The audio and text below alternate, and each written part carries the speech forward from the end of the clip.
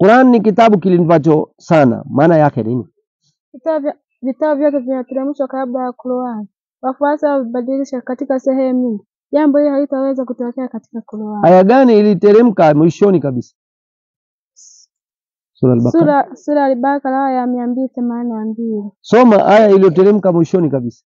Wataku yawman tujauma fi ila Allah thumma tuwaffa kullu nafsin kasabat wa hum la yuzlamun.